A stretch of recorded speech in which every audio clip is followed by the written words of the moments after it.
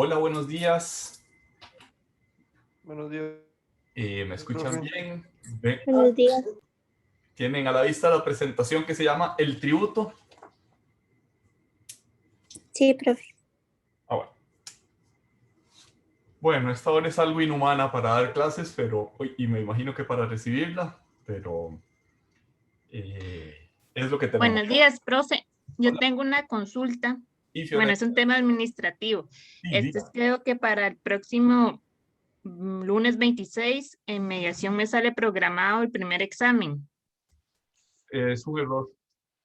Ah, bueno, gracias. Es un error. La verdad es que lo que hice es que puse la, dijéramos, el programa y cómo se desarrolló el año pasado. Simplemente lo jalé y lo puse. Por eso están las clases del año pasado, están las presentaciones y no, las presentaciones sí son las mismas, aunque a veces le meto alguna cosita, le quito alguna cosita antes de darlo. Em, pero esa fecha era del examen del año pasado y no sé por qué cayó tan temprano, porque esa es la fecha del examen del segundo semestre. Eh, en principio pretendo adherirme a las fechas que fije la universidad para examen. Salvo que lleguemos a un acuerdo en sentido contrario, el examen va a ser en la fecha que señale la facultad, o los exámenes serán las fechas que señale la facultad. Ah, bueno, muchas gracias. Con gusto. Tal vez mientras va entrando la gente, veo que ya tenemos 23 participantes. Sí, se está grabando, ¿verdad? ¿Ustedes ven la señal de que se está grabando? Sí. Sí, profe. Ah, bueno, gracias. Aprovecho para decirle un par de cositas. En principio, el examen va a ser un examen de escogencia única. Esto es, se hace la pregunta, se ofrecen unas opciones y hay que escoger una de esas opciones. Esas preguntas, aleatoriamente el sistema de METIX las ordena y las pone para cada uno de ustedes. Eh, yo tengo una base de datos que ya está en METIX y que pretendo aumentar cada vez que el curso, aumentarle unas cuantas preguntas, de tal manera que ustedes tengan la posibilidad de hacer el examen desde METIX. Eh, Me ha funcionado bien el año pasado, que es la primera vez que di un curso virtual, y espero que siga funcionándome este año. De todas maneras, son bienvenidas los comentarios que ustedes tengan eh, a bien hacer. La segunda observación es que ya puse en METIX las grabaciones de las clases que tuvimos en las 2 semanas anteriores. Eh, por, porque, por si alguno no la pudo ver en su momento o alguien quiere repasar algo o alguien quiere corregir algo, pues también bienvenido. Las grabaciones además están en el canal de YouTube que yo eh, les comuniqué, les puse, les señalé al inicio en la primera carta que les dirigí a los que estaban inscritos en el programa, de tal manera que también pueden verse desde YouTube si por casualidad el sitio de la facultad no estuviera eh, en operación en el momento en que quieren consultar.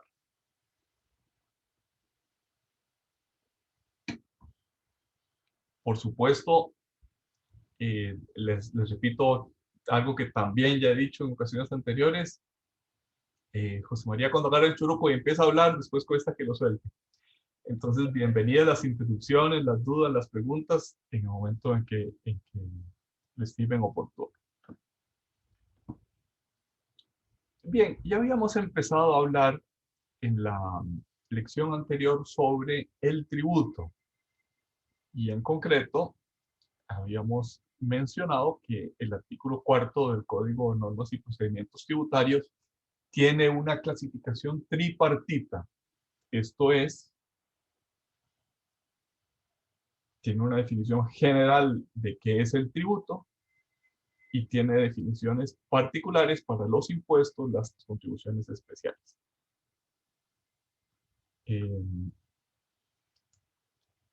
Empezamos a ver algunos criterios de distinción, y estos criterios de distinción básicamente se refieren a la distinción entre impuestos y tasas. De tal manera que el primer criterio es la divisibilidad del servicio. Si el servicio es divisible, individualizable, dice el artículo 4 del Código de Normas y Procedimientos Tributarios, individualizable en el que soporta el tributo, entonces estamos frente a una tasa. En cambio, si no es divisible, o sea, si hay un servicio,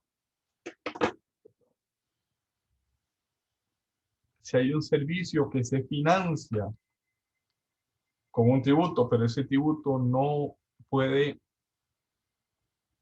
reducirse, bueno, el tributo sí, pero no puede reducirse, la contraprestación por ese tributo no puede dividirse o reducirse a una prestación en concreta, individualizable, entonces estamos ante un impuesto. Por ejemplo, el impuesto sobre la renta, pues financia una serie de cosas, financia la educación, financia las relaciones exteriores de Costa Rica, financia la administración de justicia, la administración de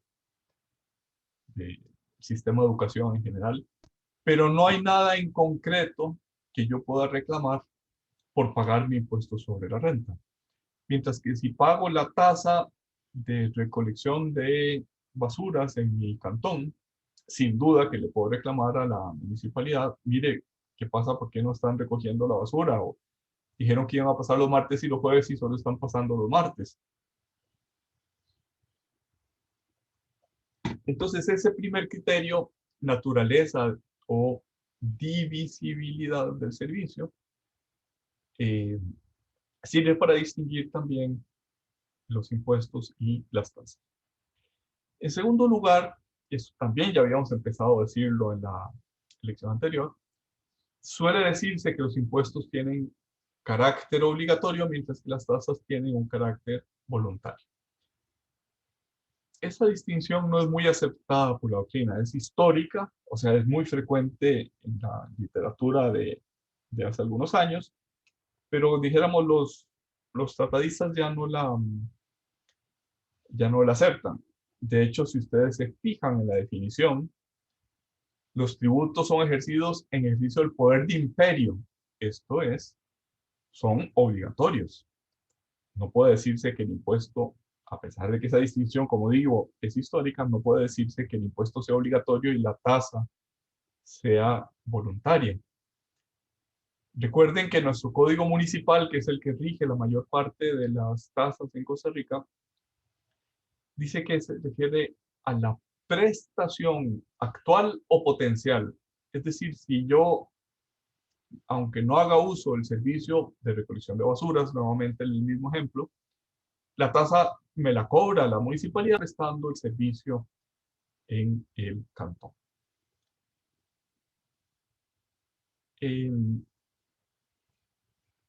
Un intento de esa clasificación fue considerar que la tasa era una carga y el impuesto era una obligación.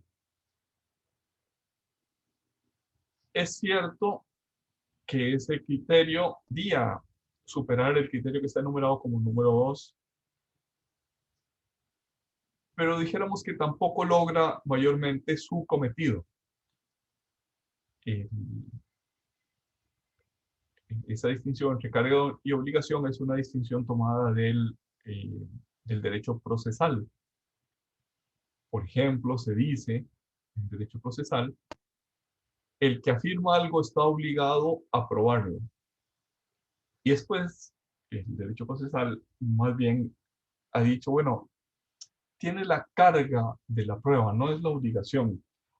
Y lo que quiere decir que tiene la carga es que el que afirma algo tiene la carga de probarlo y si no se, hay una consecuencia negativa para el que no cumpla con esa carga. No es estrictamente hablando una obligación.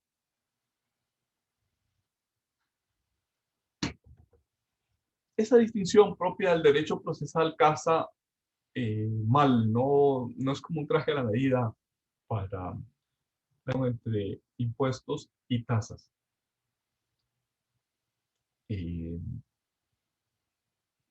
No es que los impuestos sean obligatorios y en las tasas yo tenga la carga, y si no cumplo con esa carga, pues tengo la consecuencia, por ejemplo, utilizando una vez más nuestro ejemplo, de que el municipio o la municipalidad no recoja la basura si yo no le pago esa tasa. No funciona así. Es obligatorio. El poder de imperio se impone a los obligados a las tasas. También se mencionó, esto ya lo habíamos introducido en la clase del miércoles pasado, que los impuestos cumplen plenamente con el principio de justicia material. Esto es, se trata de impuestos que se basan en el principio de capacidad económica. Justicia material y basarse en el principio de capacidad económica es lo mismo. Mientras que las tasas se basarían en el principio de contraprestación o en el principio de justicia equivalente entre la prestación y el pago. Esa distinción, si bien tiene más adherentes, también es pasible de crítica.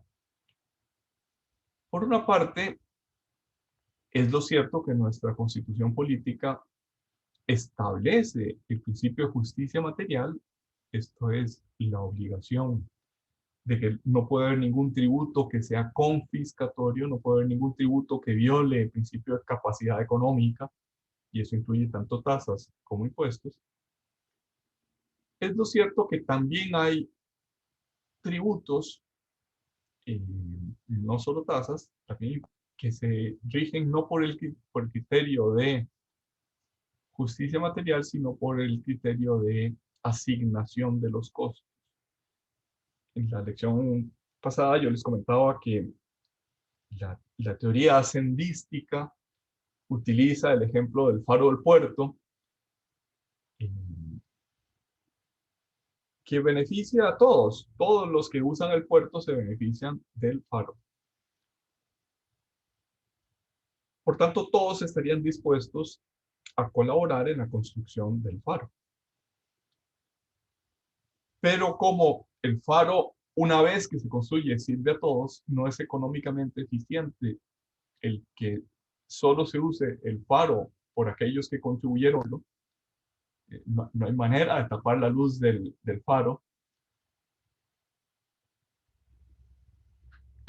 a los que no pagaron, o si lo hubiera no es económicamente eficiente. Esa característica a veces se identifica como un fallo del mercado. En consecuencia, se dice el poder de imperio del Estado debe suplir ese fallo de mercado, que se identifica como la del usuario gratuito, la del usuario, el free rider, que se sube en el medio de transporte sin pagar. El free rider, para que nos entendamos en Costa Rica, es el bioazo que hace uso del bien o servicio sin pagar por él. Y como ese fenómeno fallo del mercado, el mercado en principio no tiene cómo obligar a que quien usa del faro pague por ese servicio, siendo que todos en principio estarían obligados o estarían dispuestos a pagar por ese faro. En lugar del mercado de un sistema de costos obligatorios, es decir, el Estado se hace cargo de la construcción del faro y se impone con su autoridad a los usuarios. es un sistema de costos repartido, no con violencia, pero sí con el poder de imperio del Estado. Pues bien, dicen los economistas, ese sistema de costos eh, no voluntarios, sino forzosos, es lo que se llama sistema tributario.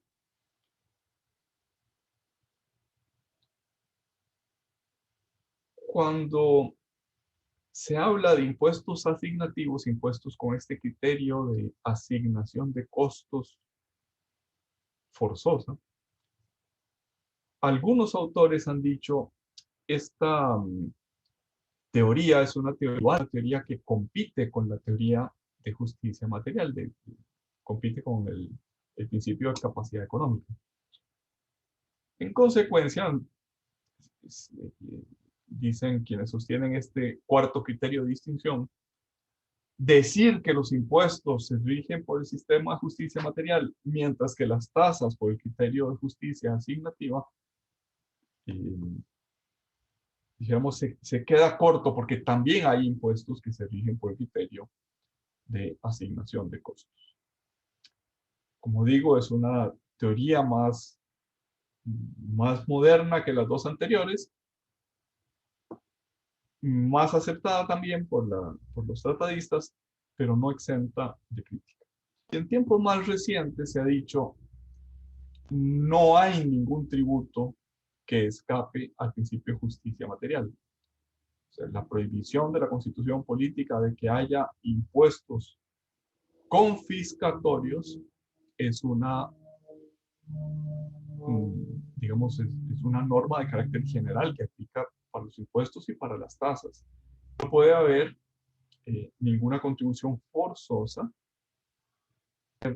ningún tributo que no honre el principio de capacidad económica, que es el que está en la base del principio de justicia material. De tal manera que intento de superar las teorías, se ha dicho que la distinción entre tasas e impuestos debe venir por las características del hecho generador. Pues no hemos visto esto con detalle, pero sí recordarán que habíamos dicho que la teoría tributaria es que si sucede un hecho generador en la práctica, entonces surge la obligación. Si A, entonces B. Si renta, entonces impuestos sobre las rentas. Si consumo, entonces impuestos al consumo, por ejemplo, el impuesto al valor agregado, el impuesto selectivo de consumo, etc. Si importación, entonces derechos de importación. Si A, entonces B.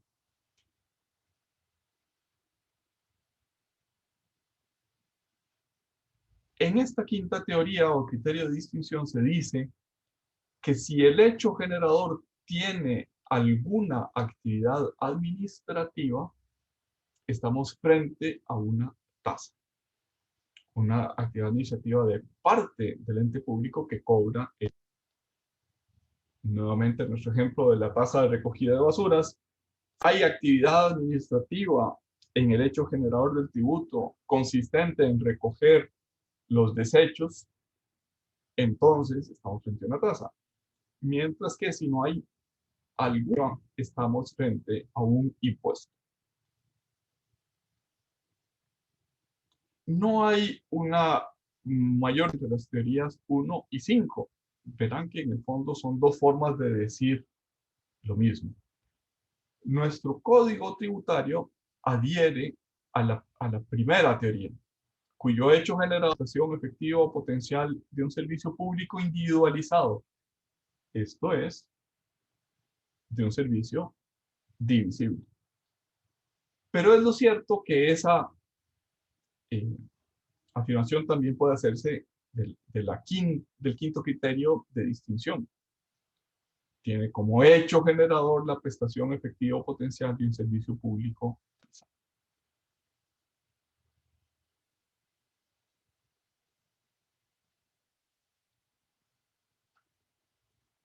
También ya casi al final de nuestra clase de la pasado, que el impuesto está definido por caracteres negativos, tributos exigidos sin contraprestación. Esto es, dice nuestro artículo 4 del Código, cuyo hecho generador es independiente de toda actividad estatal. También les mencioné que ese criterio o esa definición negativa pues nos cuesta entenderla porque en lógica, en el estudio lógico del discurso, las definiciones no pueden ser negativas. Una mesa no se define diciendo la que no es closet, o no se define la Universidad de Costa Rica es la que no es o la que no es esta otra universidad. Hay que decir algo en concreto de aquello que estamos definiendo. Hay que decir la Universidad de Costa Rica es la fundada en tal año, es la primera universidad estatal del país que tiene su origen en el siglo XIX y su renacimiento en los años 40. En fin, hay que decir algo positivo. Una definición no puede ser meramente negativa. También les comentaba que algunas definiciones aparentemente negativas, lo que sucede es que su contenido positivo está implícito. Por ejemplo, cuando digo el ciego es el que no ve, no predico la ceguera de una piedra o de un astro o de una cosa. El ciego es aquel que por su naturaleza debería poder ver, pero carece de vista. Es el ser humano que debería ver o es el animal que debería ver, pero que carece de vista. Cuando decimos que el impuesto es el tributo que tiene el generador, uno independiente de toda actividad estatal, pues no hemos dicho nada sobre el tributo. No hemos dicho nada positivo sobre el tributo, solo hemos señalado sus límites negativos. Hay que añadirle que el impuesto grava siempre manifestaciones de capacidad económica.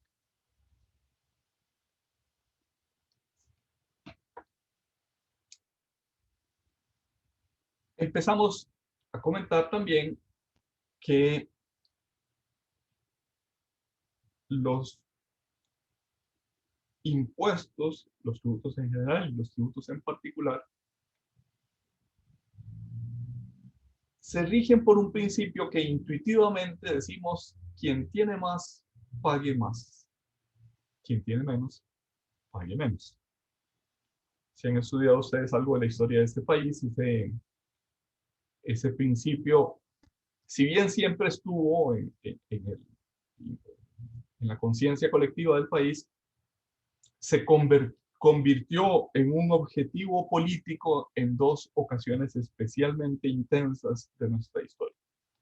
En 1914, con el presidente Alfredo González Flores, quien tiene más, pague más, y propuso el impuesto sobre la renta para sustituir un sistema hacendario que básicamente se basaba en derechos de aduana que habían entrado en crisis por la Primera Guerra Mundial. Alemania era uno de los países contendientes y era el principal comprador de café del país, dejó de comprar abruptamente y por tanto pues las finanzas estatales costarricenses decayeron abruptamente. Decía que don Alfredo propuso sustituir ese sistema de ingresos indirectos, de ingresos que se basaban en el consumo, si los derechos de importación eran sobre las importaciones, o indirectamente en la riqueza que obtenía el exportador al exportar. Doy un pasito para atrás. Propuso sustituir ese sistema de imposición indirecta por un sistema de imposición directa. Ahí nació es un decreto de don Alfredo González Flores, la creación de la Dirección General de Tributación Directa. Ya no se llama así, pero en el colectivo, en la mente colectiva costarricense, solemos decirle todavía tributación directa. Ese calificativo directa, ese adjetivo calificativo, se lo dio a Alfredo González Flores precisamente porque decía los impuestos indirectos son los que graban el consumo, básicamente en aquella época aduanas, y los impuestos directos son los que graban alguna manifestación directa de riqueza.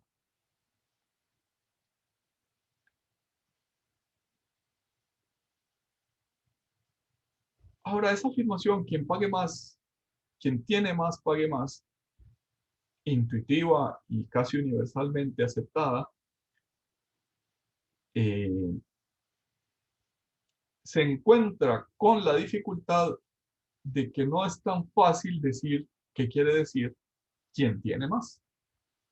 ¿Quién tiene más qué?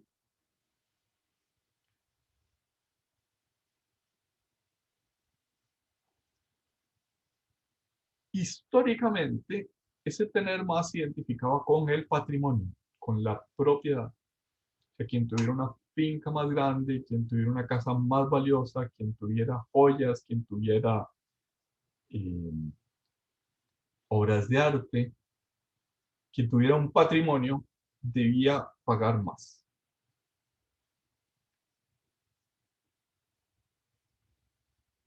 Quiero hacer un paréntesis para contarles una historia. Mi abuela se murió 12 años antes de que yo naciera. Y mi abuelo se murió 9 meses antes de que yo naciera. Por tanto, mis abuelos paternos no los conocí. Sin embargo, tenía unos abuelos afectivos, un hermano de mi abuelo que era muy querido para la familia, él y su esposa. Mi abuelo había tenido 18 hermanos. Realmente era un montón.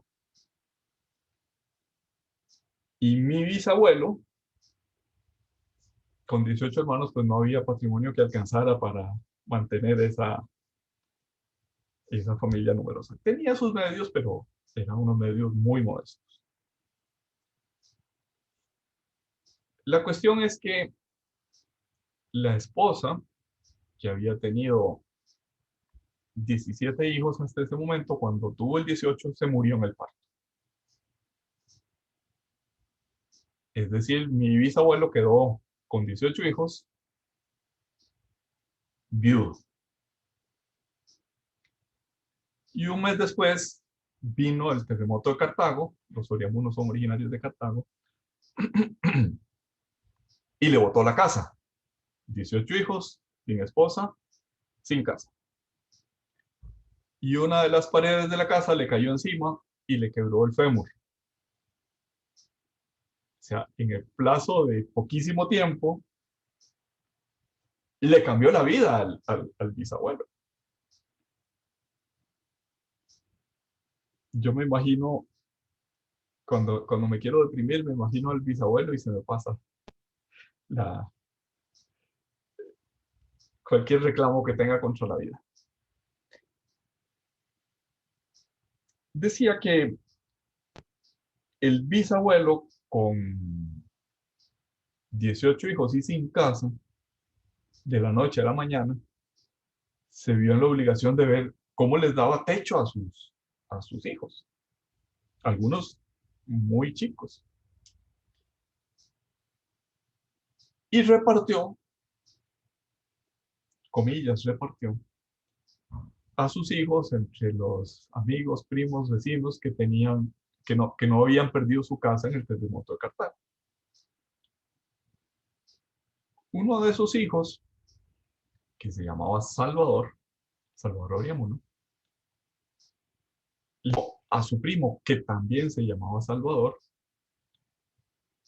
que se lo cuidara. Se fue y le dejó a Salvadorcito con su primo Salvador.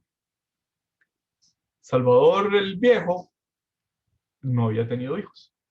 Se moría de ganas por tener hijos. Y además tenía mucha plata, era uno de los fundadores del Banco Anglo Costarricense y en fin, era del Club de la Boñiga, que eran los terratenientes de Cartago que tenían fincas ganaderas. El Club de la Boñiga. Salvador el Viejo tenía plata. Mi bisabuelo, papá de Salvador hijo, no tenía plata, con 18 hijos, no hay manera que la tuviera. Le dejó el chiquillo llamado Salvador a su primo Salvador para que se lo cuidara en la emergencia del terremoto. Y cuando se medio rehizo, el bisabuelo fue a recoger a su chiquito y el primo le dijo, no me lo dejas. Y se lo dejó. Como digo, viejo, tenía plata y llenó al chiquillo pues de su cariño, sin duda, pero también lo hizo heredero de todos sus bienes. Y cuando Salvador hijo se iba a casar, el regalo de bodas fue la casa en la que vivió toda la vida Salvador. Él era mi abuelo afectivo. Mi verdadero abuelo se había muerto. El abuelo afectivo, el que escogimos como abuelo, era Salvador. De los 18 hijos, está un poco largo mi cuento, no importa. Está interesante, profe. Sí, profe, está interesante. Gracias, gracias. De los 18 hijos de mi bisabuelo, todos los hombres tenían una tara, un defecto genético en el corazón, en el sistema cardiovascular. Todos, repito, el 100% se murió del corazón. De ataques al corazón, derrame, insuficiencia coronaria y todas las variaciones de ese problema antes de cumplir 60 años. Todos. Mi abuelo se murió de ataque al corazón a los 55 años. Cuando mi tío abuelo, que era mi abuelo afectivo, era de los más chiquitos, vio que ya le tocaba, le empezó a dar angina de pecho y dijo, ay, la maldición de los Oyemuno.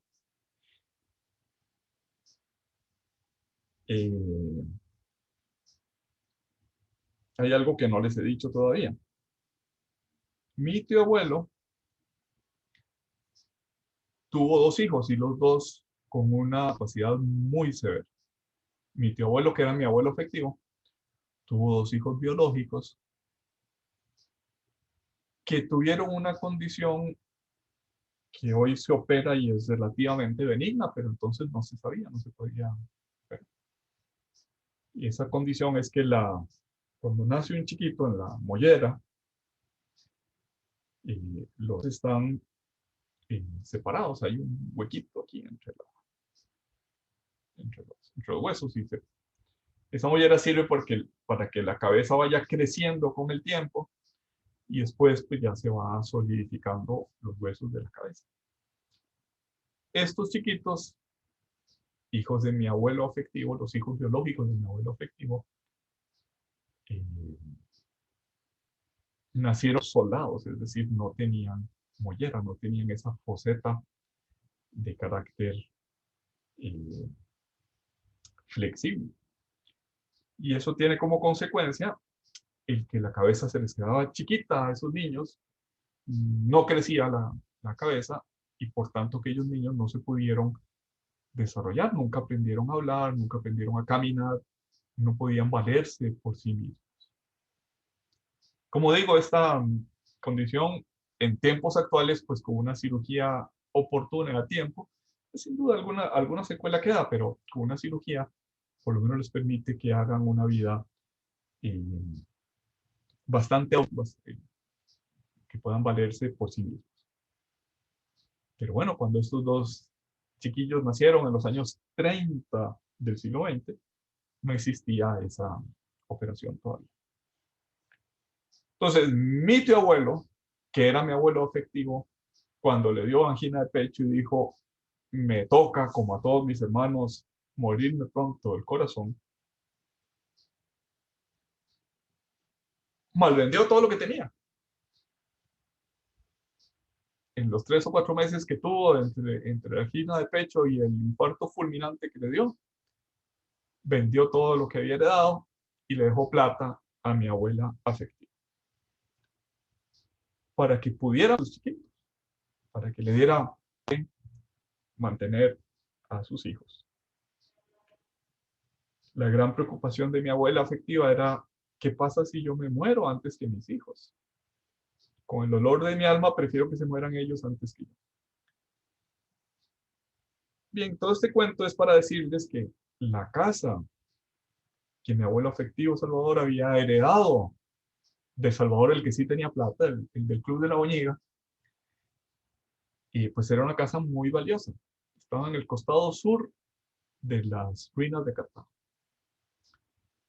Y por tanto la municipalidad le exigía a mi abuela, viuda, sin estudios, con 2 hijos discapacitados a su cargo, que vivía en una casa muy buena, le exigía un tributo, impuesto de bienes inmuebles, muy alto en proporción a eh, al valor de ese inmueble. Y uno podría decir, bueno, ¿era una manifestación de capacidad económica de esa casa? Sí, la casa era valiosa. El inmueble era muy valioso.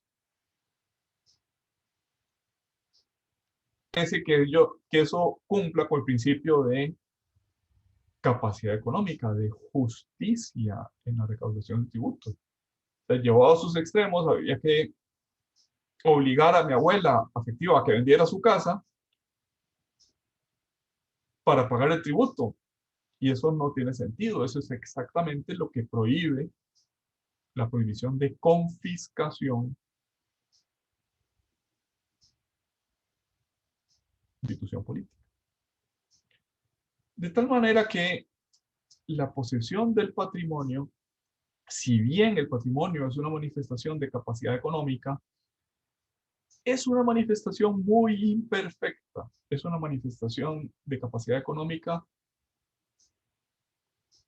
que sirve para ese propósito, señala dónde hay capacidad económica, pero no es lo mismo el patrimonio de alguien que tiene ingresos que el patrimonio del que no tiene ingresos, como en el caso de esta abuela afectiva.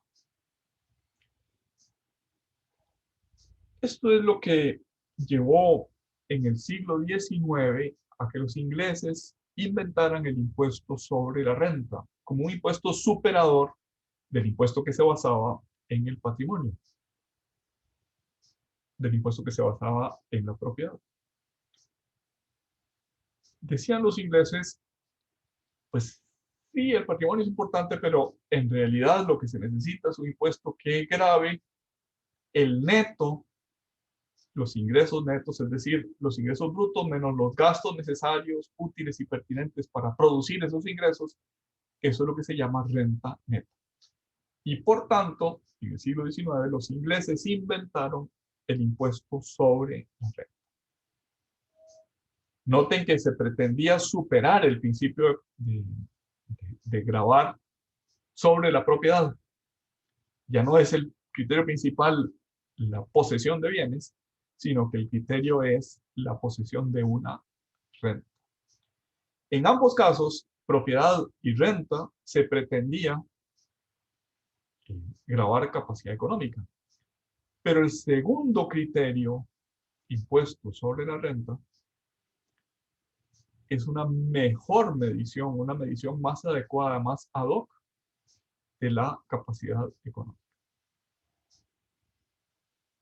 ¿Se entendió lo que llevo dicho hasta ahorita, a pesar del cuento tan largo que les conté? Sí, profe. Profe, ¿podría repetir lo del impuesto sobre la renta? Sí. Anteriormente, impuestos que gravaban propiedad. Sin duda, los impuestos que graban propiedad pretendían grabar en proporción a la capacidad económica. Quien tiene bienes más valiosos paga impuestos mayores. Quien no tiene bienes o tiene bienes menos valiosos pagan menos impuestos o no pagan impuestos del todo. Renta, el impuesto que inventaron los ingleses en el siglo XIX, era una propuesta superadora de escoger como parámetro de capacidad económica la propiedad. Decían los ingleses, y esto pues se generalizó, el impuesto no debe gravar la propiedad, sino lo que la propiedad produce, la renta de la propiedad. O incluso las rentas que se producen aunque no haya propiedad. Por ejemplo, un abogado podría no tener ningún bien, ninguna propiedad, y sin embargo tener riqueza que proviene de la prestación de sus servicios. Entonces, en la propuesta del siglo XIX de los ingleses, después generalizada al resto del mundo, se decía, hay que gravar los ingresos restando de esos ingresos brutos el gasto necesario para producirlo. En el caso del abogado, que presta servicios, bueno, pues menos el pago de la secretaria, del alquiler, del arrendamiento de la computadora, de la impresora, de los timbres, del transporte que necesita para prestar esos servicios. El total de sus honorarios menos los gastos necesarios para producir esos honorarios, eso se llama renta. No hay que gravar la propiedad, sino el alquiler que esa propiedad produce. Eso se llama renta. No hay que gravar la propiedad intelectual, sino las regalías que produce esa propiedad intelectual, y eso se llama renta. No gravar el capital, sino los intereses que ese capital produce, y eso se llama renta. En otras palabras, siendo que ambas manifestaciones, propiedad y renta, pretendían reflejar capacidad económica, la segunda, esto es renta, la segunda en el tiempo, la más reciente en el tiempo, renta, era también un criterio superador del único criterio existente hasta entonces, que era la propiedad.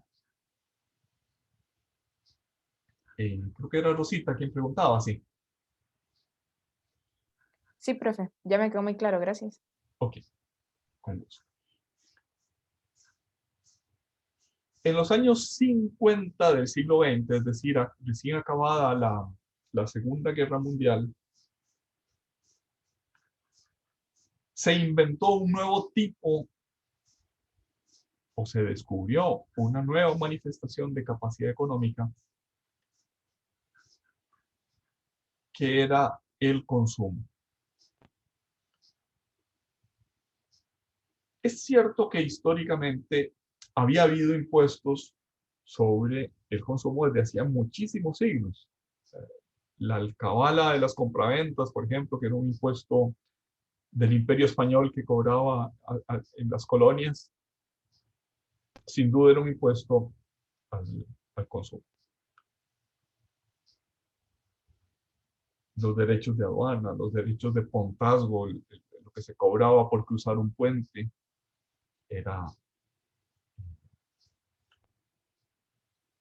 muy perfectos, pero al fin y al cabo grababa una manifestación de capacidad económica. El que hacía uso del puente, pues tenía capacidad económica, tomaba esa decisión porque la necesitaba por alguna razón económica. quien, quien no tenía capacidad económica para pagar el derecho de pontazgo, pues tenía que arriesgarse a cruzar nadando el río y quizás perecer en el intento.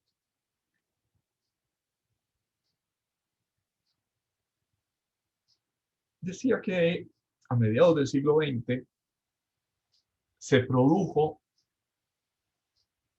una nueva concepción de esos impuestos al consumo. Las economías a lo largo de la revolución industrial y durante la primera mitad del siglo XX se habían caracterizado porque cada vez la cadena de suministro era más larga. Me explico.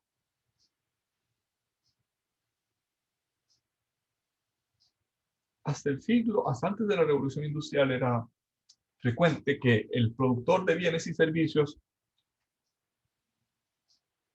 abarcara toda la cadena de fabricación y comercialización. Esto es, el zapatero tenía la vaca, sacrificaba la vaca, curaba el cuero, cortaba el cuero, hacía el zapato y lo vendía. Y esto era así durante una buena parte de la historia económica mundial. Pero con la revolución industrial empezó a separarse que el dueño de la vaca se especializaba en tener vacas. Y el dueño, el curtidor, bueno, estaba el dueño de la vaca, el que mataba la vaca, el que curtía los cueros, el que vendía al por mayor cueros, el que compraba cueros para hacer zapatos, zapatos al por mayor, el que se lo vendía a la tienda minorista y el que se la vendía al consumidor de esos zapatos. Si bien esto está sobresimplificado, lo que queremos decir es que la cadena de fabricación y comercialización empezó a tener sujetos distintos, cada uno especializado en una etapa del ciclo de fabricación y comercialización. ¿Se entiende lo que quise decir?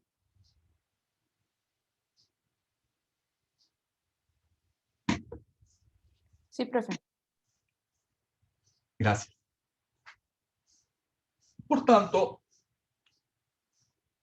un impuesto sobre las compraventas, como cada uno de esos intervinientes en la cadena de fabricación y comercialización tenía que cobrar un impuesto, ese impuesto se incorporaba en el precio y al siguiente en la cadena de fabricación y comercialización, el precio formaba parte de su costo y al verse obligado a cobrar sobre el costo más su ganancia, se producía un efecto que se llama efecto en campana o efecto de amplificación. Entre más larga fuera la cadena, el impuesto iba agravando cada vez sobre una mayor cantidad económica. ¿Se entendió este segundo razonamiento? Entre más largo la cadena, más efecto de amplificación se iba produciendo, un efecto en cascada o en campana que volvía muy cara la cadena. Y esto que estoy explicando es esencial. Si alguien tiene dudas, por favor interrumpa y me pregunte. Profe, yo. Sí. Eso no es como grabar varias veces la misma cosa. Sí, económicamente Por es decirlo de alguna equivalente. forma. Sí. ¿Cómo es que se llama eso? Doble imposición, no sé. ¿Perdone? ¿Qué es? O es otra cosa. No se parece como, creo que se llama doble imposición. Sí, bueno, Cuando se graba o no. técnicamente no es doble imposición porque no cabe dentro de la definición jurídica de doble imposición, pero sí es doble imposición en el sentido que una misma capacidad económica es grabada varias veces. Pues, económicamente sí equivale a doble imposición. A doble, múltiple o muchas veces imposición según el largo de la cadena de fabricación y comercialización. Decía que las economías desde el siglo XIX y cada vez más intensamente en el siglo XX se caracterizaban porque los ciclos de fabricación y comercialización se convirtieron en cada vez más largos. Esto es, el que extraía el acero era diferente del acero, del que se vendía quizás en una bolsa de valores el acero. El transportista se especializaba solo en transportar el acero. Lo recibía, era capaz de moldear ese acero para convertir un motor y para hacer un automóvil, que lo vendía a un mayorista de automóviles, que lo vendía a un minorista de automóviles, que se lo vendía a un consumidor. En el siglo XIX y sobre todo en el siglo XX, la cadena de fabricación y comercialización se hizo más larga y más especializada cada vez más. Y en el siglo XX, a mediados del siglo XX, los años, me parece que es en 1954, los alemanes que habían sido rivales, enemigos en la Segunda Guerra Mundial, se pusieron de acuerdo en un nuevo tributo impuesto al valor agregado, que pretendía superar ese efecto campana para gravar únicamente el valor que se agregaba, el valor que se añadía en cada etapa del ciclo de fabricación y comercialización. Esto es, la pretensión no es gravar sobre el precio de venta del bien, sino gravar sobre lo que se le había añadido en esa etapa del ciclo de fabricación y comercialización. ¿Y cómo lograban superar los impuestos anteriores sobre la circulación de bienes que se basaban exclusivamente en el precio? ¿Cómo superaban eso pasando a un impuesto sobre el valor agregado o sobre el valor añadido? Lo superaban concediéndole a cada interviniente en el ciclo de fabricación y comercialización un crédito por el impuesto que hubiera pagado en la etapa anterior e imponiéndole un débito sobre su precio de venta. Me explico. El fabricante de pizza paga impuesto al valor agregado en la compra de sus insumos, en la compra de harina, en la compra de electricidad para producir, en todos sus insumos. Paga IVA, quizás con la única excepción de la mano de obra. Las relaciones laborales no están sujetas al valor agregado, al impuesto al valor agregado.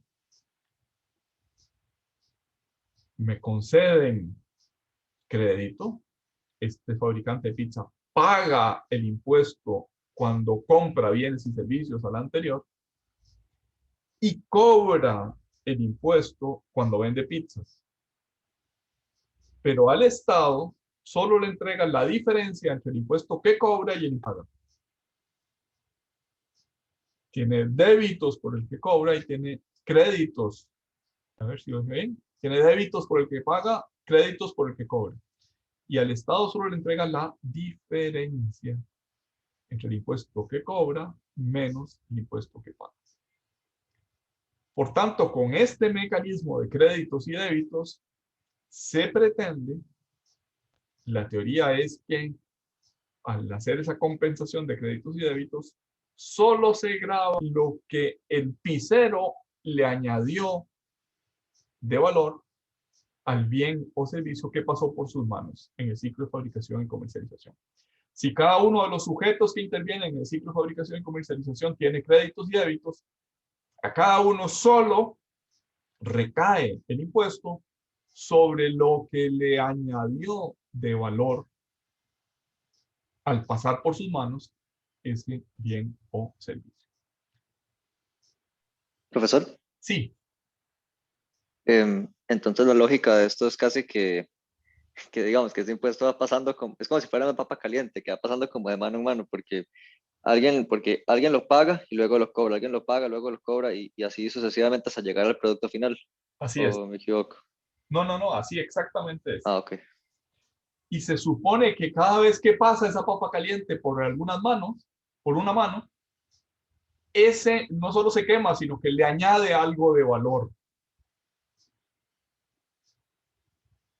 El que sacrifica la res le añade valor a lo que pasa por sus manos porque la res procesada para hacer cuero vale más que la res antes de ser procesada para hacer cuero.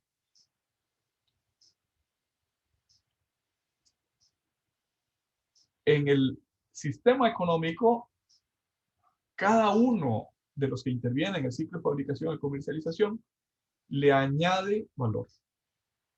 Y el impuesto pretende gravar únicamente ese valor que se añade en cada etapa del ciclo de fabricación y comercialización.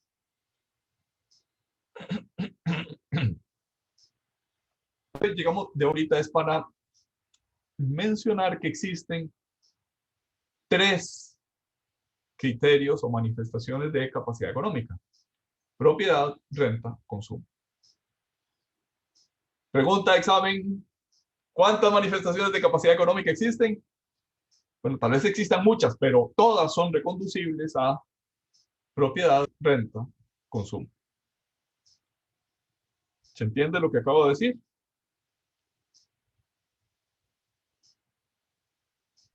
Sí, profe, todo claro. Okay. Cualquier impuesto, en principio, es reconducible a esas manifestaciones de capacidad económica.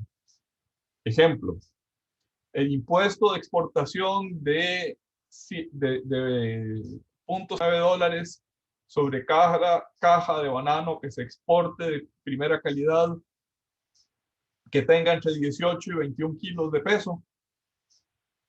Ese es un impuesto a la exportación que existe en Costa Rica. ¿En cuál manifestación de capacidad económica encaja?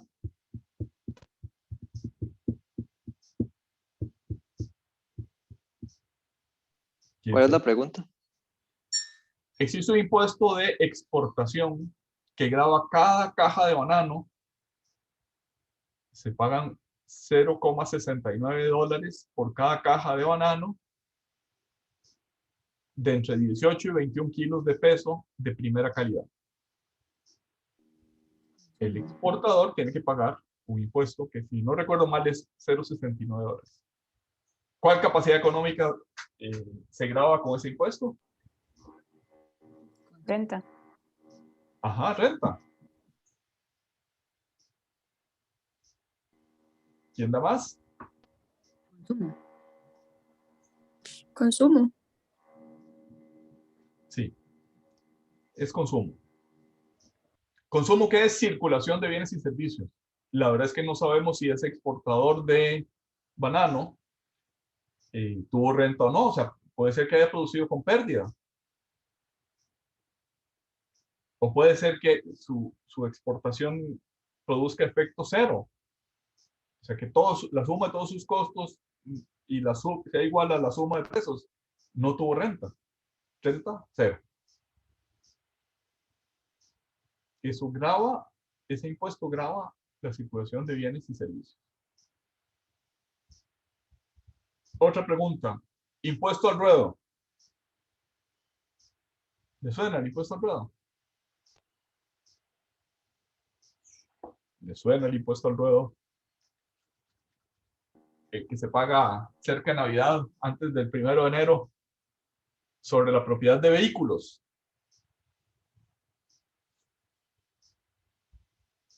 ¿A cuál capacidad económica a cuál manifestación de capacidad económica se reconduce el impuesto al ruedo?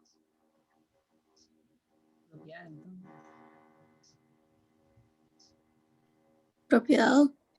Eso, muy bien. 100 puntos por esa pregunta, por esa respuesta, perdón. ¿Qué grava el impuesto al ruedo? Aunque su nombre parece indicar que es que el vehículo ruede por las vías públicas de este país, en el fondo lo que grava es una propiedad, el vehículo, y La prueba de la propiedad es que si mi carro vale más, paga más. ¿Cuál es la queja de todos los que pagan este impuesto? Que no, mi carro no vale tanto cuando me cobran el impuesto. Impuesto de bienes inmuebles que me cobra la municipalidad. ¿Cuál manifestación de capacidad económica grava ese impuesto? Propiedad. Propiedad. Impuesto a la propiedad de bienes inmuebles. Cuando yo voy a un restaurante y me cobran el IVA por lo que consumí en ese restaurante, ¿cuál manifestación de capacidad económica es la que se grava? Consumo. Consumo. Sí. Solo hay 3 manifestaciones económicas: propiedad, renta, consumo. Todas las manifestaciones de capacidad económica se pueden reconducir a una de estas 3. Y no hay más. Son esas 3. O no se ha descubierto ninguna adicional. En tiempos recientes se habla de unos impuestos que no se basan en esas capacidades económicas, sino que se basan en otros criterios, por ejemplo, los impuestos verdes, que se basan en el principio de que quien contamina más pague más. Los impuestos ecológicos. Pero vamos a hacer un paréntesis de varias lecciones antes de meternos con los impuestos ecológicos. Y dijéramos, les adelanto la conclusión, se reconducen alguna de estas manifestaciones de capacidad económica. Lo que quería dejar sentado en esta filmina es que el impuesto siempre grava manifestaciones de capacidad económica. No puede gravar otra cosa que no sea manifestación de capacidad económica, porque si grava otra cosa se convierte en discriminatorio. El impuesto que grava a los gordos, o a los calvos, o a las mujeres, o a los hombres, o a los de una determinada raza, se vuelve discriminatorio. Todo lo que no sea gravar capacidad económica viola el principio de igualdad de nuestra Constitución política. Es seria esta afirmación que estoy haciendo, es grave, diría casi terrible, ¿verdad? La única manifestación de justicia en el fenómeno de fuerza que es el impuesto es si recae sobre una manifestación de capacidad económica. Está en juego temas muy queridos para el diseño de la sociedad, para el proyecto social que tiene nuestra Constitución.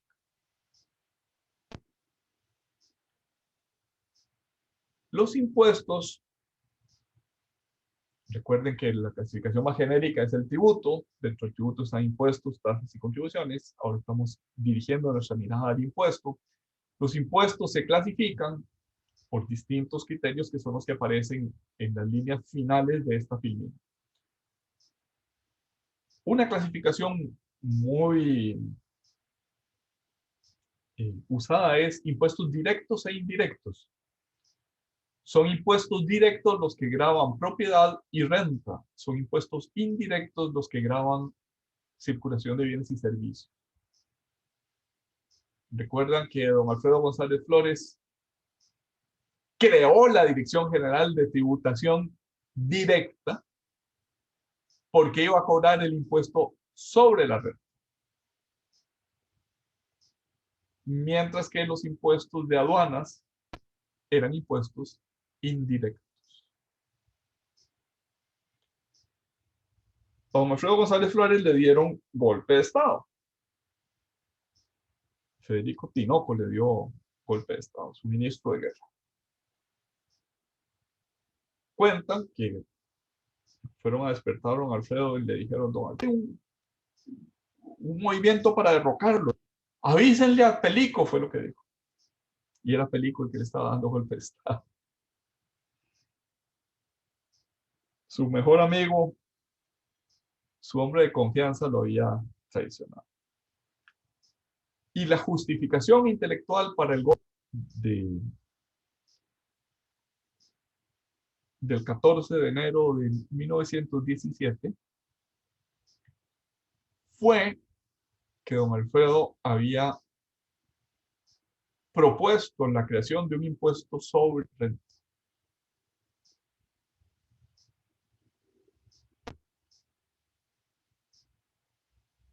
Y aquello pues produjo inquietud entre los que estaban llamados a soportar ese impuesto. Y fueron los que financiaron el golpe de Estado de Pellico Tinoco. No obstante, muy poquito tiempo después, en la siguiente década, esto fue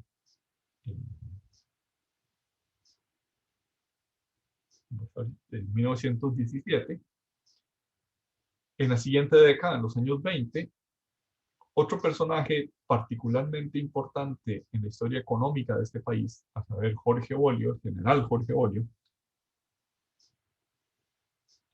enarboló la bandera de que quien tiene más pague más, que para él se traducía en recuperar el impuesto sobre la renta, bueno, el que había propuesto Alfredo González Flores, pero mejorado, corregido, enmendado, etc. Pero eso fue parte del ideario del Partido Reformista en los años 20 o 20.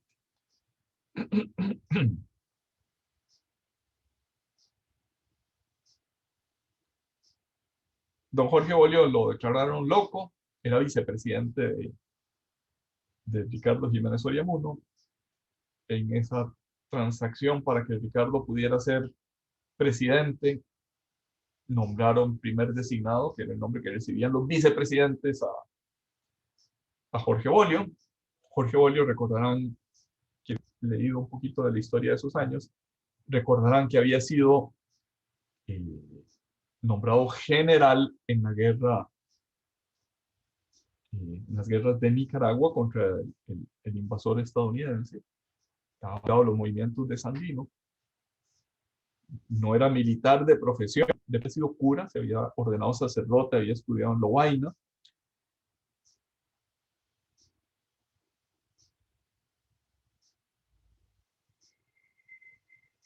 Dejó el sacerdocio, se convirtió en militar.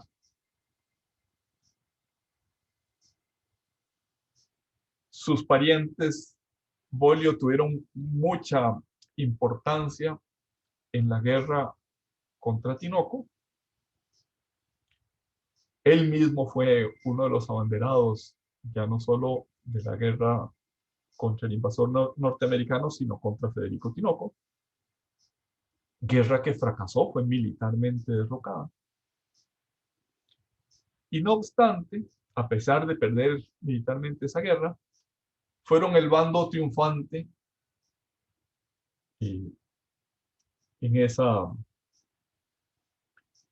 confrontación, en esa guerra civil.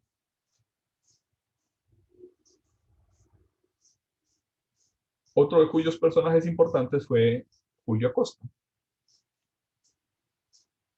el hombre que dirigía la guerra pero que no empuñaba ningún arma. Era el primero con los soldados, pero era un dirigente civil, no empuñaba ninguna. Cosa muy curiosa, algo romántica de esos años. Pues bien, Julio Acosta es el líder triunfante de la revolución contra los Tinoco, que militarmente habían perdido, pero que políticamente terminaron ganando.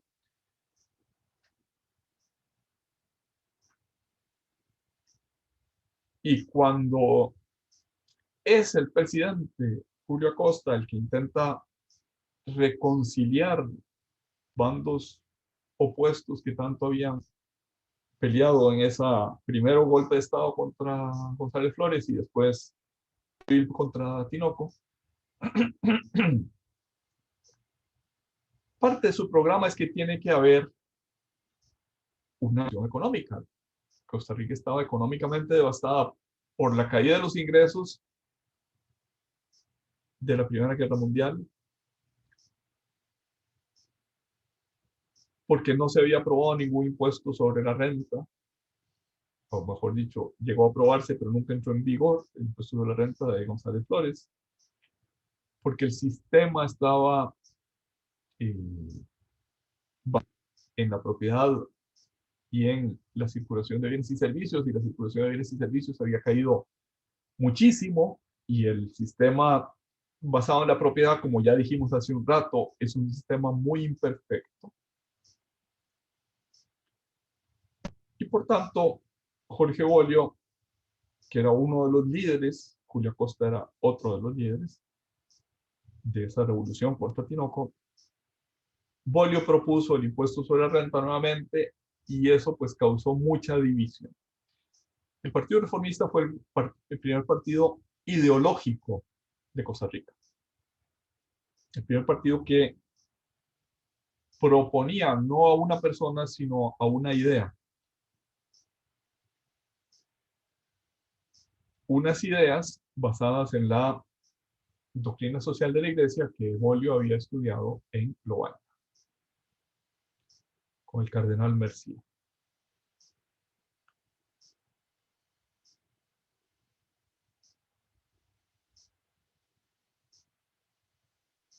Como no hubo ningún ganador claro en las elecciones, me parece que debe ser de 1924,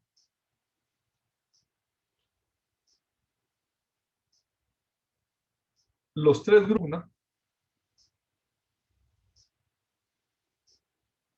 tenían que escoger, o mejor dicho, los diputados electos por los tres partidos tenían que escoger entre los dos primeros. Y haciendo números, los diputados no alcanzaban porque eran tres partidos fuertes y solo dos candidatos. Entonces el partido de Ricardo Jiménez se congració con el Partido Reformista para que le diera sus votos a Ricardo Jiménez a cambio de dos cosas. Uno, hacer propio el programa del Partido Reformista, parte del programa del Partido Reformista, y nombrar a Jorge Bolio como primer designado o vicepresidente de la República.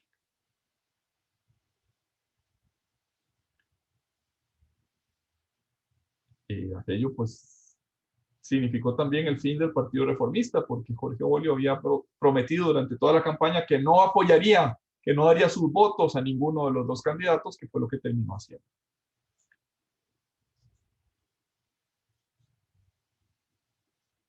Ya estando en el poder y siendo vicepresidente de la República, hubo una nueva invasión de marines estadounidenses en Nicaragua, y Jorge Bolio se fue, era bastante arrebatado y resuelto, se fue a luchar nuevamente a Nicaragua, lo cual era un problema, que el vicepresidente del país fuera con hombres y armas de Costa Rica para intervenir en una guerra en Nicaragua, pues era un problema para Costa Rica, para el gobierno de Costa Rica. Entonces Ricardo Jiménez le fue restando apoyos como mientras que salía de Costa Rica, le prohibió a algunos de los militares que le proporcionaran hombres y armas, y en el camino fue logrando que cada vez fuera menos gente, de tal manera que cuando Jorge Bolio llegó a Liberia, tenía poquísimos hombres y casi nada de armas. Y la instrucción al comandante de Liberia era que tomaran preso al vicepresidente Jorge Bolio Jiménez.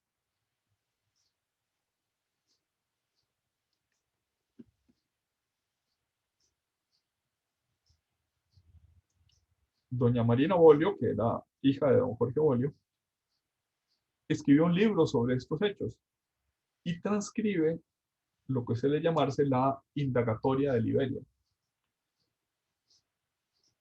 Es decir, los datos del juzgado penal cuando indagaron a Jorge Bolio en Liberia. Y había perdido realmente la razón. Eso, son unos documentos geniales, porque Jorge Bolio se compara a sí mismo con el Quijote y responde a las preguntas del juez, un juez de pueblo en los años 20, que sabía algo de derecho para hacer una indagatoria, pero el indagado le contesta con citas del Quijote. En lugar de hablar de vos, como hablamos los costarricenses, le habla con castellano-español y le contesta de los molinos de viento que iba a combatir. Esa indagatoria sirvió a la vez para exonerar de culpa a Jorge Bolio. No había cometido ningún delito porque estaba loco, tenía una causa eximente de responsabilidad. Y para sacarlo del escenario político costarricense, lo mandaron a un sanatorio en Bélgica primero y en Suiza después. Y con eso murieron gran parte del programa del Partido Reformista. El Partido Reformista había perdido parte de su atractivo o una gran parte del atractivo para la ciudadanía, puesto que Jorge Bolio y los diputados electos habían incumplido su promesa de no votar por ninguno de los candidatos tradicionales, número uno, y número dos, porque su líder había sido metido, si bien por la fuerza, pero justamente, quiero decir, con razones médicas incontestables, había sido sometido a un sanatorio para personas que han perdido la cordura. No obstante, este ideario del Partido Reformista formó parte de otra generación de intelectuales que cristalizaron en los años 40 en lo que después se llamó Movimiento Social Cristiano, Partido Social Cristiano, Partido Demócrata Cristiano, o en general partidos que se adherían a la doctrina social de la Iglesia.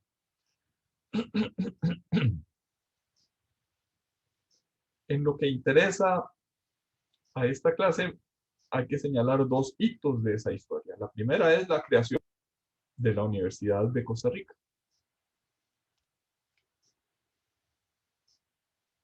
Y en segundo lugar, la creación del impuesto sobre la renta. Por supuesto,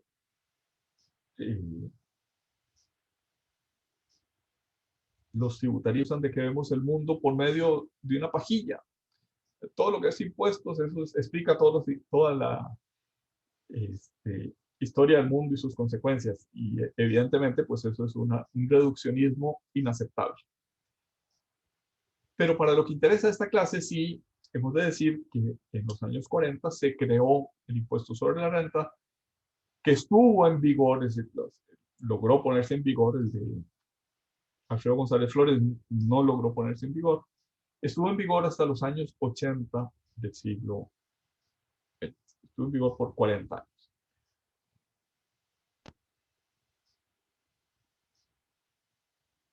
Ese impuesto nuevamente fue un impuesto directo.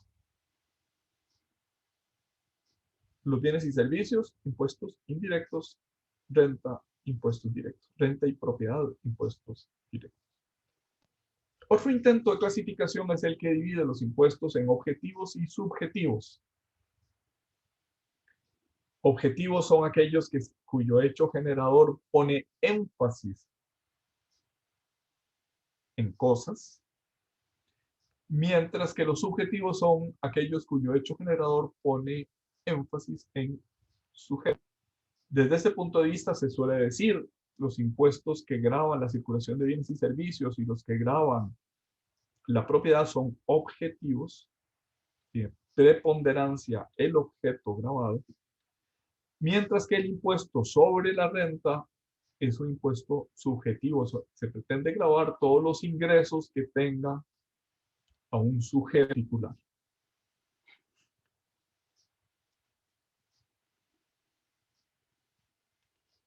Otra forma de expresarlo es la de las que aparecen ahí, reales y personales. Reales se refiere a cosa, así como derechos reales, y personales se refiere a la persona. Tanto esta clasificación como la anterior, objetivos y subjetivos, reales y personales, aunque se utiliza mucho en ciencia económica, desde el punto de vista de su estudio por parte del derecho, admite muchos bemoles, muchas críticas.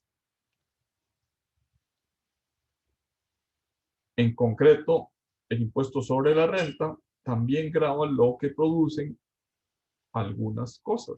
Un típico impuesto personal grava, por ejemplo, los alquileres que produzca una propiedad.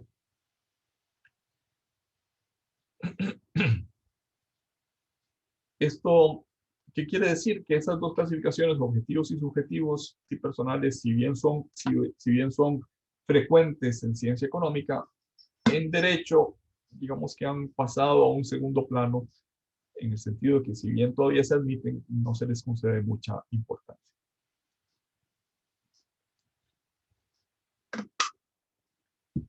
En cambio, la siguiente clasificación, a saber, impuestos periódicos e impuestos instantáneos, es quizás la más importante de todas las clasificaciones. Asterisco, entiéndase, la que voy a preguntar en el examen es la que se refiere a periódicos e instantáneos. Y alude a que el hecho generador puede ocurrir en un instante o en un periodo de tiempo despreciable. Cuando el periodo de tiempo no es importante, estamos hablando de impuestos instantáneos, mientras que el hecho generador de otros tributos exige un lapso de tiempo, el transcurrir o el devenir del tiempo. Por ejemplo, en el impuesto sobre la renta se dice, son las rentas que se obtengan a lo largo de un periodo de un año. Parte de la descripción del hecho generador es el transcurso del tiempo, el lapso de tiempo, que es inescindible, no se puede separar del tributo el transcurso del tiempo. Mientras que en otros impuestos el tiempo realmente es o inexistente o despreciable.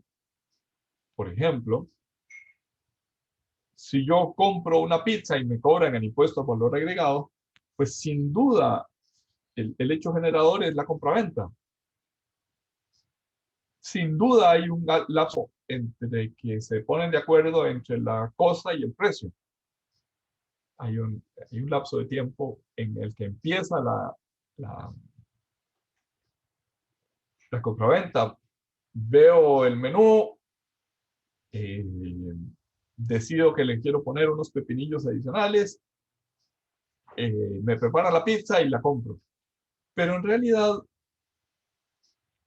eso es reconducible a un solo instante en que hay intercambio de voluntades, en que hay acuerdo de cosa y precio.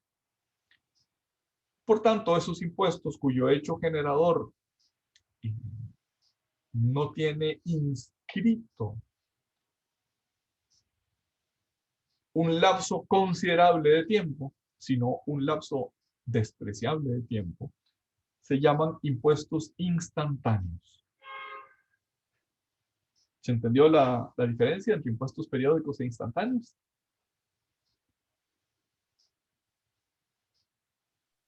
Periódico es cada cierto tiempo, instantáneo es en un único momento, ¿no?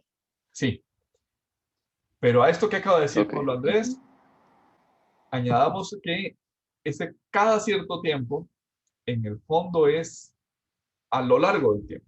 O sea, es una descripción del hecho generador. En el valor está inscrito el transcurso del tiempo. Ejemplo de lo que quiero decir. El comerciante que vende pizzas incurre en el hecho generador, es decir, se ve obligado a pagar el impuesto en cada operación de compra-venta. Cada vez que compra insumos, paga el impuesto. Es un impuesto instantáneo. Y cada vez que vende pizzas, debe cobrar el impuesto. En cada transacción, es un impuesto instantáneo.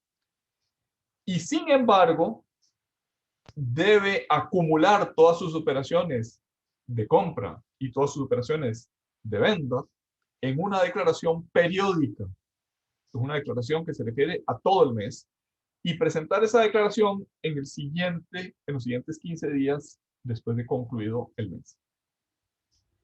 Entonces, el impuesto al valor agregado es un impuesto instantáneo que tiene una declaración periódica. O sea, impuesto instantáneo con periodo de declaración. La declaración que acumula una multitud de hechos instantáneos y los pone en una declaración una vez al mes. Profesor, Sí, le voy a preguntar, ¿usted qué opina de las multas o de cómo operan las multas, digamos, cuando hay un atraso, cuando alguien tiene que alguien entrega tarde esta declaración? Digamos, yo en lo personal, ¿verdad? Considero que estas multas son muy altas, digamos, o sea, como excesivamente altas. sí. Bueno, vamos, coincido con vos en que las multas tributarias son particularmente severas. Algunas, otras no. Es curioso, están como en las antípodas. Unas son súper benignas y otras son súper severas y no hay nada en el medio. De hecho, tenemos un punto del programa, casi de los últimos puntos del programa, se refiere al derecho tributario sancionador. Ahí podremos hablar con amplitud de esto que pregunta Pablo Andrés. Eh, pero sí es cierto que, que en Costa Rica, a mí por lo menos me parece que son excesivas las multas que se cobran. El derecho sancionatorio no debería sustituir el interés fiscal recaudatorio. Y es lo cierto que en Costa Rica es casi tan importante el interés fiscal recaudatorio que el interés fiscal sancionatorio, lo cual pues no está bien.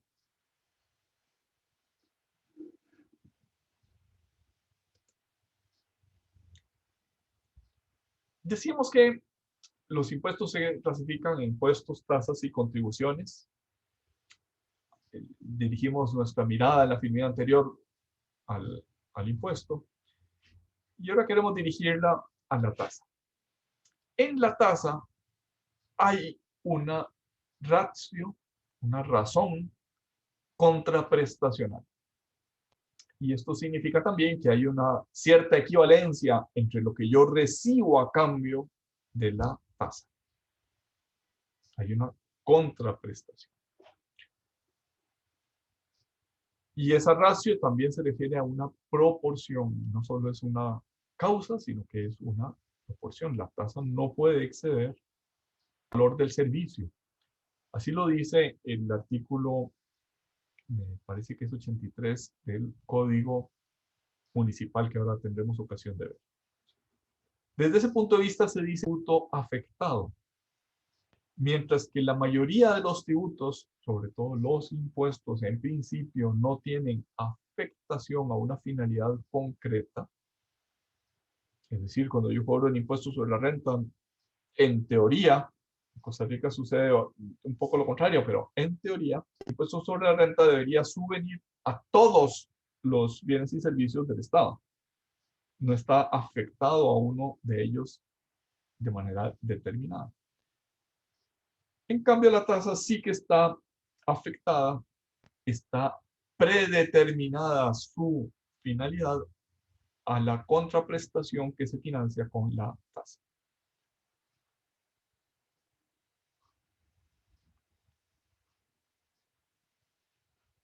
El artículo 4 del Código de Normas y Procedimientos Tributarios alude a la presencia de un servicio público o de una actividad estatal individualizable. En otros países se considera tasa la utilización privativa del dominio público. ¿Qué es utilización privativa del dominio público? Es un bien de propiedad inalienable del Estado o del municipio. No puede salir del dominio del Estado y, sin embargo, se puede utilizar de forma privada.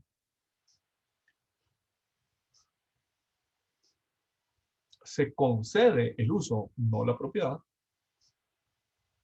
Se somete el bien de dominio público a un uso privado y a cambio de eso se cobra en el resto del mundo lo que suele llamarse una tasa. En Costa Rica no suele recibir ese nombre. Pongámosle nombres y apellidos a lo que quiero explicar con esa afirmación. Quizás habrán visto en alguna película o incluso presencialmente que en Europa es muy frecuente que los restaurantes pongan sus mesas en la acera. ¿Les suena haber visto esto? Que los restaurantes y los bares no solo es puertas adentro, sino que es puertas afuera, particularmente cuando empieza durante todo el verano, hacen uso de un espacio público, una acera que es del Estado o del municipio. Eso es lo que se llama utilización privativa del dominio público. Un bien que es estatal o municipal se utiliza a cambio de una tasa privadamente por el restaurante. Y cuando digo que es privadamente, es que yo, a pesar de que es un bien público, no puedo ir a sentarme en esa mesa si no consumo de ese restaurante o de ese bar. El Estado o el municipio cobra por esa utilización privada, de un bien de dominio público.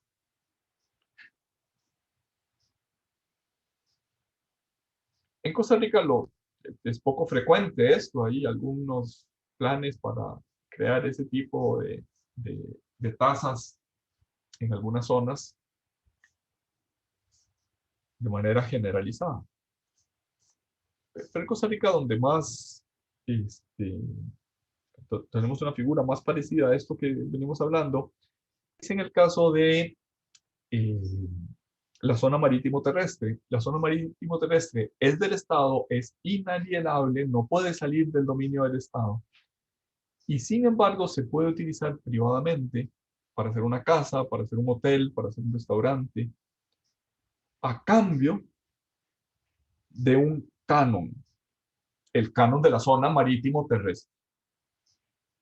¿Les suena lo que estoy diciendo?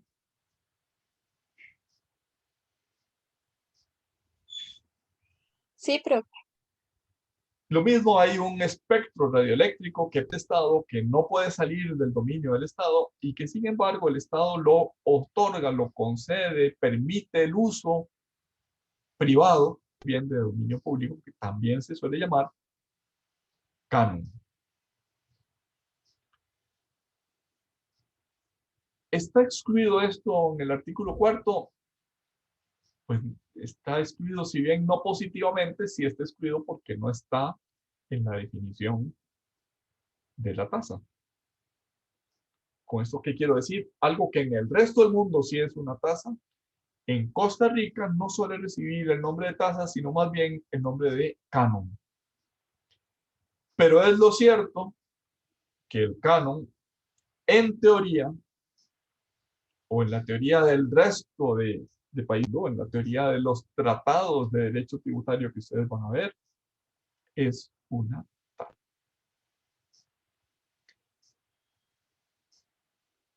Y el que no existe esa utilización privativa del dominio público como figura de tasa, tiene algunos roces de inconstitucionalidad. Por algo que todavía no podemos explicar con certeza, pero que podemos explicar cuando veamos el artículo 5 del Código de Normas y Procedimientos Tributarios, que es que el que reserva determinadas materias y determinados elementos del hecho generador los reserva a la ley.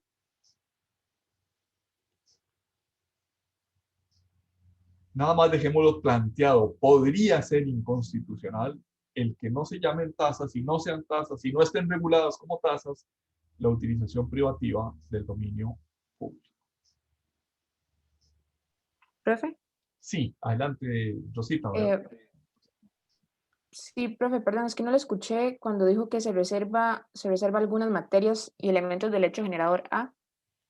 A una ley emitida por la Asamblea Legislativa.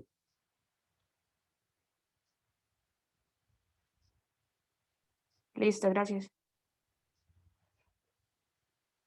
Esto es lo que, o sea, nada más dejo planteado, no vamos a explicar ahorita por qué, pero nada más dejo planteado que podría ser inconstitucional el que esa utilización privativa del dominio público no esté regulada por las tasas, porque no esté sometida al principio de reserva de ley.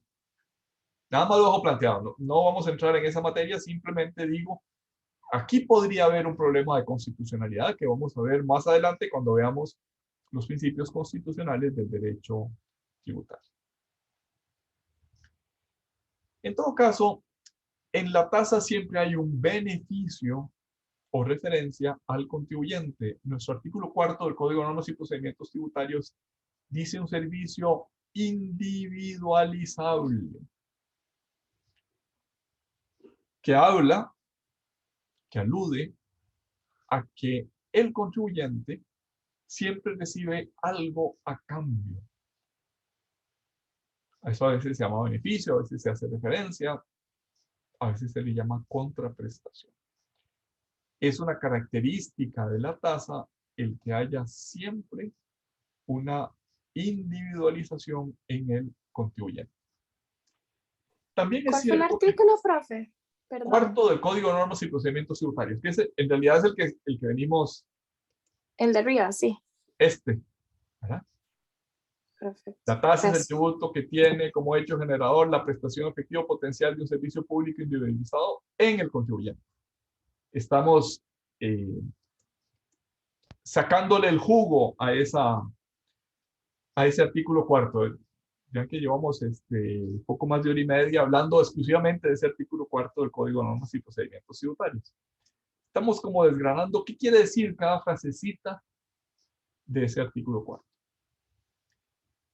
Habrán visto que el servicio en el artículo cuarto es un servicio público individualizado. ¿Esto qué quiere decir? Obviamente quiere decir que el servicio es un servicio público, un servicio que está prestado en régimen de derecho público, no es un servicio privado. Y el que está en régimen de derecho público quiere decir que la entidad que lo presta lo debe prestar en régimen de servicio público y no en régimen de derecho privado. Por ejemplo, la municipalidad de Aguirre, que es la municipalidad donde está Jacó y la zona costera del centro del Pacífico, decidió hacer un teatro y cobra por entrar a ver las funciones del teatro. Pero ese teatro no está en régimen de derecho público, está en régimen de derecho privado, porque el que asiste y el que no quiere no asiste. No es como la tasa de recogida del servicio de basuras, que no puede dejar de recibirse el servicio. O sea, yo puedo no recibir el servicio de recogida si no saco la basura a la calle, pero el servicio se prestó. Recogió todas las basuras que yo puse para ser recogidas. En cambio, en el teatro de la Municipalidad de Aguirre, no estamos frente a una tasa, no estamos en tributo, porque el servicio de teatro no se presta en régimen de derecho público, se presta en régimen de derecho privado. Aunque el teatro sea de Profesor. propiedad pública. Sí, Pablo. No, iba a preguntar que, de hecho, yo ayer estaba repasando un poco la lectura de Torrealba, que usted nos había dejado, pero Sí. sí, a mí esa lectura me ha confundido más bien un poco más me confundí un poco más de lo que me aclaró. Digamos, por ejemplo, esto que estamos hablando del teatro, ¿sería un precio público o sería otra cosa? Es otra cosa. No está en régimen de derecho público, está en régimen de derecho privado. Ok, es como lo mismo, lo que yo había hecho creo que la clase pasada que tenía que ver con Colby, por ejemplo, que cobre por lo que sea. Colby está ejerciendo como, o sea, si bien es del Estado, está ejerciendo como bajo régimen de derecho privado, ¿cierto? No. De hecho, en la siguiente Ok, filmina, vamos a empezar a ver los precios públicos. El precio de Colby es un precio público. genial.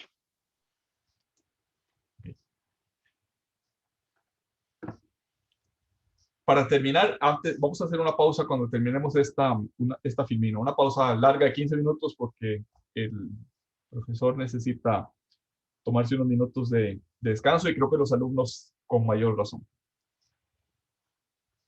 El servicio que se preste debe estar en régimen de derecho público y al menos ha de ser potencial.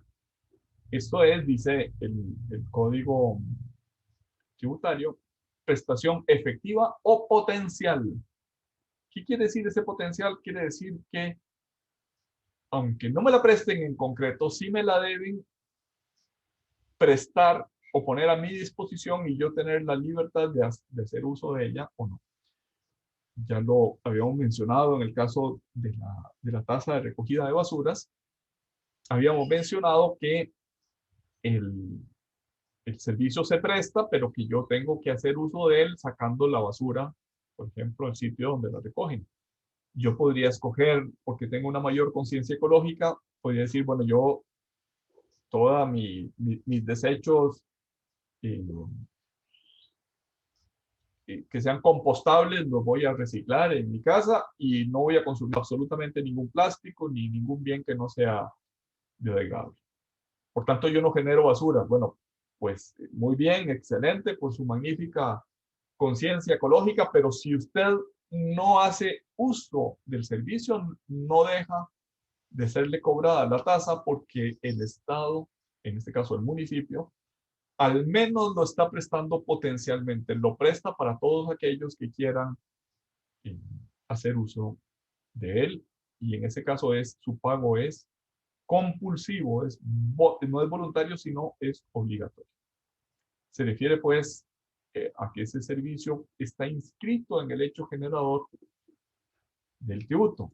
Regresamos a nuestro artículo 4, la prestación efectiva o potencial de un servicio público.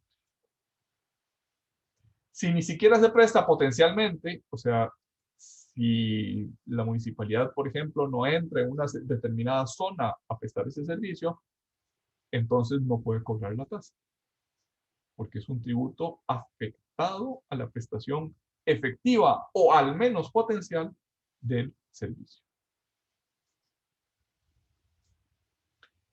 Hay una discusión importante sobre tributos afectados y principio de equivalencia que no la vamos a ver en este momento, la vamos a ver cuando veamos en concreto el principio de capacidad económica, es el principio constitucional de capacidad económica. Suele que tiene que haber una equivalencia, una cierta proporción entre el servicio que se presta y el tributo que se cobra por prestarlo. Dice el Código Municipal, no el Código Tributario, sino el Código Municipal, dice que la municipalidad puede cobrar tasas por el costo del servicio, lo que le cuesta a la municipalidad, más un 10% para desarrollo. No puede cobrar más que ese 10%. Quizás la palabra desarrollo no es correcta en esa disposición del Código Municipal, porque en el fondo lo que quiere decir es la distinción entre costos de inversión, entre comprar el camión de la basura, y costos recurrentes o costos ordinarios, que son los salarios, la gasolina, etcétera, de ese camión de recogida de basura. Ese 10% para inversión se refiere a un costo fijo, no a un costo variable.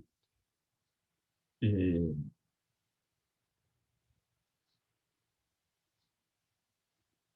otras palabras, el costo fijo es costo, forma parte del costo, puede separarse del costo. Bien, vamos a hacer una de 15 minutos, son las 8:50, los veo de nuevo a las 9:05 dentro de 15 minutos.